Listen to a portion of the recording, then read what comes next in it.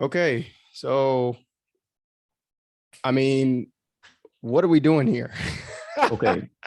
I mean, I Here's- sort of know, but I'm gonna ask. I'm gonna Yes, let you yes. explain. Okay, so let me just kind of summarize this. Keith, you have finished the Alfonso Abdel Amos biography, at least the Yeah. draft form, Yeah. and we're looking at drafts. And to kind of give some context to this recording, you sent me an email, and you're like, well, you sent several of us an email. Let's look at the draft. But then you also sent me a separate email, and you said, hey, what about this cover? What do you think of the cover?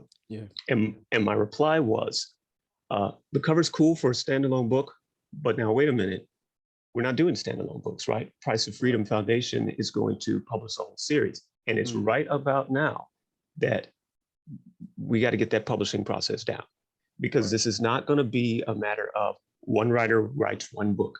How you brand things, how you put authors' names on them, logos, copyrights, formatting. Should the formatting be a certain size or whatever? Like, how are we going to standardize this? And those aren't quite decisions that we need to be making here among the two of us. Yeah. So what we're doing is we're recording this video for Dennis at Price of Freedom Foundation. And we're just going to have a conversation between me and you about the rest of the publication process and some of the things that are needed for this. We decided that we were going to record 3 videos. This one, which is an introduction, then the main one, which is going to kind of walk you through some of the things that I have to do when I'm trying to publish a book, and then kind of a wrap up to give you some tell you where all the gotchas and the pitfalls and stuff are during this process. Right. Okay. So by way of introduction, what I would say is when we start with a manuscript, which is, it has its draft form. This is about the point that I've gotten them for publication. There's some basic steps that we need to go through. First of all, it really, really helps to have a second set of eyes other than the author. Now, when I self-publish, I typically don't have a second set of eyes. It's just going to be me. I write like technical things. And that ultimately means that I'm going to end up reading through my own book 6 times. I don't know. I don't know how it ended up being 6, but just because of the nature of print publishing versus increasing, of course, ebook publishing, versus a basic grammar edit and a stylistic edit. I read that as a reader who knows nothing about it edit. Like, I'm not reading for any corrections. Wow, this sounds strange. As when I put myself in the shoes of a reader who was not a writer, not a publisher, not an editor, nothing. I turn off all editing and I just read it. Right. And you will find something. And when you find it, you're going to end up trying to correct it. But then when you correct it, you're going to possibly introduce complexities or changes or whatever, so that we're already on read through number 5. And so when you published Tower of Babylon, we know about this, right? There was a whole round that went into the graphics of it because the graphics weren't there. And so we had to do table formatting. And when we finally published it, it had errors in it still because there just aren't enough eyes. And then it's a whole other thing when you do ebook formatting, because the ebook formatting is a web page, essentially. Now there are some tools out there, and we'll talk about these tools for just kind of kicking a book out.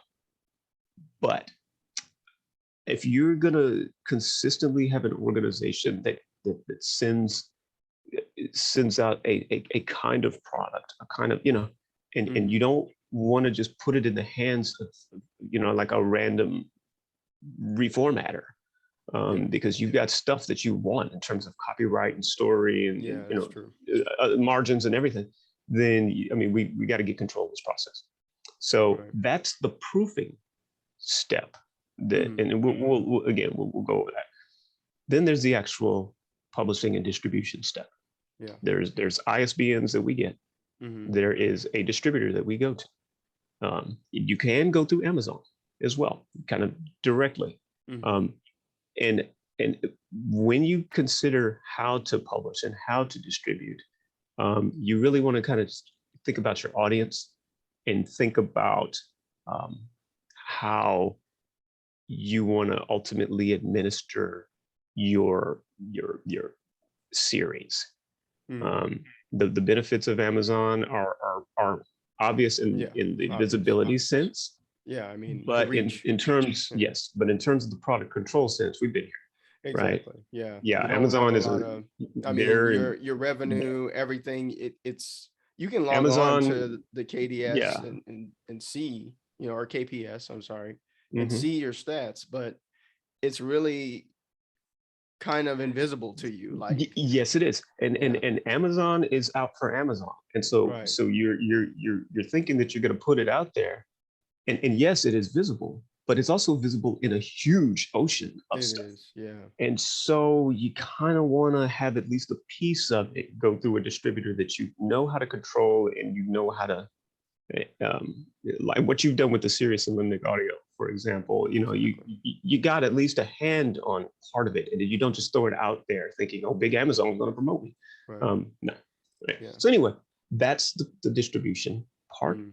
And I think lastly, again, this is all an outline of what we're going to talk about. Almost done with this video. But lastly is critical question. What are you going to do to sustain this model? How is it going to? How are you going to set it up? I don't want to say it. Yeah, exactly. Process, yes. And how's it going to make money?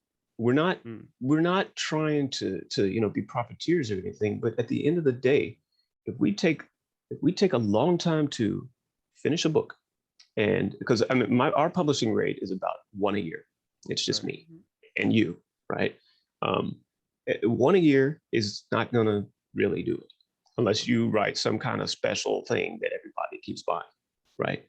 So when all's said and done and gone through this process, we need to say, okay, but we're an organization and we're gonna need a staff of some sort. Are these books gonna be enough to supply us? The answer is almost certainly no. Just from it's a sea of there's a sea of information out there, but that doesn't have to kill you. It's just that we need to think about it right now, and then we can supplement it with different kinds of events or other products or all this other stuff. And again, we're not trying to be cold capitalists about it, but the reality is that we're going to put in all this work over the course of a year and a half or something to put out something that nobody sees and doesn't sell. And we would have done it for what? We did all the research, we got the proofreaders, and we had like 5 or 6 eyes on it. It's quality, it's nice, and we can't run on one book a year though. So that's and also the process for turning the one book a year into 5 or 10 books a year or something that's an issue that we need to address. Scaling. That's the outline for this video. And what I'm going to try to do is show kind of just some of the considerations going through those steps. Me and Keith talked about, eventually breaking up stuff like this into smaller pieces. But to be honest, it's a complicated thing, and it's going to vary with books. So my apologies early. Next video is going to be about an hour, but you'll see lots of what that process is. All right. Okay. All right, cool. All right. So hopefully that helps. Dennis, we both know the need, and we're both really good at building our own processes, but the issue is this is your process. This is a process for the Price of Freedom Foundation that you need to have that's repeatable. And we are very much wanting to help you set it up, because I mean, I wrote the first book, and I can tell you, and I've already been, Ajani didn't mention this, but I've already created what I call the ultimate guide to writing a living biography for military personnel. So it's essentially just a blueprint of what I did for Alfonso's biography. I made it to where anybody could write their own. So including for the Price of Freedom Foundation, they can write it personally on their own, but they can also write it for you. So that was the intent, to basically templatize my process that I went through, like everything from down to selecting the stories to the research, down to I made a template this morning saying, hey, if you want to write it in this chronological style, insert your stories here. And of course, it's not that easy, it still takes time, but it's better than starting with a blank page, a blank screen. So we are very much invested in helping you build these processes, but there's only two of us, and then it's only you right now. So we know eventually you have plans to scale and get other writers and things like that. But that Ajani's right. We got to start with the process now, getting it solidified to where we can say, okay, hey, you're a new writer. Hey, you are a proofreader or whatever. Then here's where you fit in the assembly line. And then we can bam, bam, bam, start getting books out faster. Because yeah, I know that was Ajani's number one concern after we met with you early on a couple of months ago last year, because it's like, well, how long is it going to take to get one of these books out? I did mine in about 4 months. That's still a little long, but again, there were no processes in place. It was just me. But for the business model that you have in mind, the vision that you set forward, that I remember, and maybe it's changed now, but from what you said before, this is going to be no cost to the families, and that makes sense. So where does the revenue come from? Where does, how do you sustain the organization? You're not going to charge the main people who are benefiting from the product. That's what you've got to figure out. That's what we want to help you figure out by helping you establish these processes. So hopefully this was helpful. And Ajani, you got anything else? Yeah, one other thing I want to add is that the reason we're doing this is because we love it. Me and Keith have talked about it. I think that as you're recruiting people to kind of help with this, our natural medium is these recordings, and we don't have a lot of time, but I love sharing knowledge about the publishing process, and Keith loves writing, and he's just generally creative. And I just wanted to note that if someone were to ask, what's the catch? Well, there's no catch for this, because this is something that we love doing and love sharing. But and part of the reason we wanted to record this video is because we're very much sticklers for order and structure, and we're just like, look, we need to put this down, right? But as you build out your process, it's not expected. I taught in an art school, and nobody had any money, like they just didn't. And as you build out your process, a lot of this is the assumption, well, how can I get folks to help me conduct the biographies and do the proofreading and do the publication when I'm just going to assume that I don't have enough money to pay folks. What I'm saying here is that we're not always after the money, as people participating in something that they like. And what comes to mind here is that if you're able to find folks who are really passionate about Gold Star family stories, they love the social media, they'll be on Twitter to hype you up, people who just love writing grants, and they can partner with you in that way.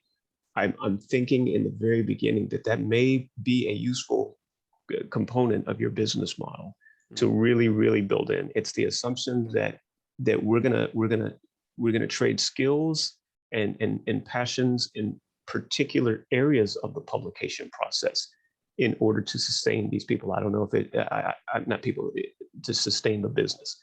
I don't know if it involves like internships or temporary, who knows? But keep in mind as you're watching these videos that some of the help that you get for completing these critical steps does not need to dig into your business. Certainly me and Keith, we have amplified each other, and obviously we don't pay each other, but there has to be alignment with our respective passions so that we can amplify our efforts. And that's going to be something you need to consider, I think, because to be honest, the publication process can get hairy. And if you're going to do it right without a bunch of mistakes, you will need at least 5 people. So anyway, that's what I want to add. Okay. So we'll cut this intro off here, and then we'll do the rest of the series, and we'll send them to you as we complete them. So hopefully they're helpful.